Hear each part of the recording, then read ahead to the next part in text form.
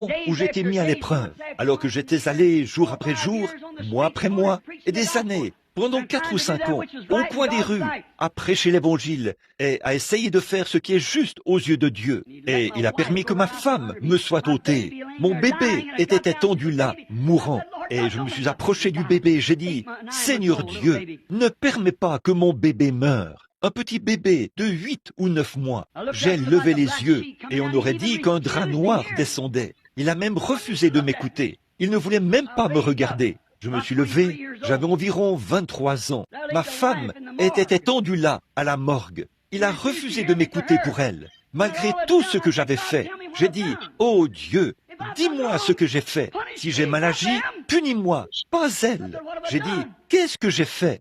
Je travaille toute la journée, je prêche toute la soirée, et je me tiens au coin des rues. Et qu'est-ce que j'ai fait? Dis-moi ce que j'ai fait. » Il ne voulait même pas me le dire. Alors Satan est venu à côté de moi. Il a dit, « Alors, tu vas le servir, quand une seule parole changerait toute la situation?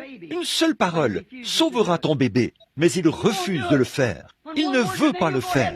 Alors qu'une seule parole. Et là, tu vas aller de l'avant et le servir avec tout le raisonnement humain. C'est vrai. Pourquoi devrais-je le servir s'il ne veut même pas poser le regard sur mon bébé? C'est tout ce qu'il faudrait, malgré tout ce que je pensais avoir fait pour lui, mais il ne voulait même pas écouter pour mon propre bébé. C'était la tentation la plus dure.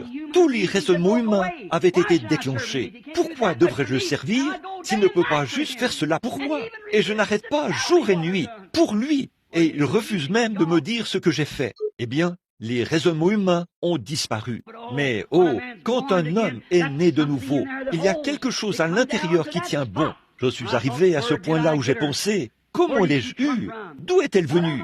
Qu'est-ce que je suis? De toute façon, d'où suis-je venu? Voyez, toute la partie humaine avait disparu. Alors ce vrai, cet authentique esprit de Dieu se trouvait là. Je me suis approché d'elle et j'ai posé mes mains sur sa tête. Elle souffrait tellement que ses petits yeux louchaient. J'ai dit, « Chérie, dans quelques minutes, je vais te prendre et te déposer dans les bras de maman, là-bas, à la morgue. Je vais t'enterrer ici, sous les pins, et un jour, papa te reverra. » J'ai levé les yeux, j'ai dit, « Oh Dieu, même si tu me tues, je te ferai confiance. Tu l'as donné, tu l'as enlevé. Béni soit le nom du Seigneur. »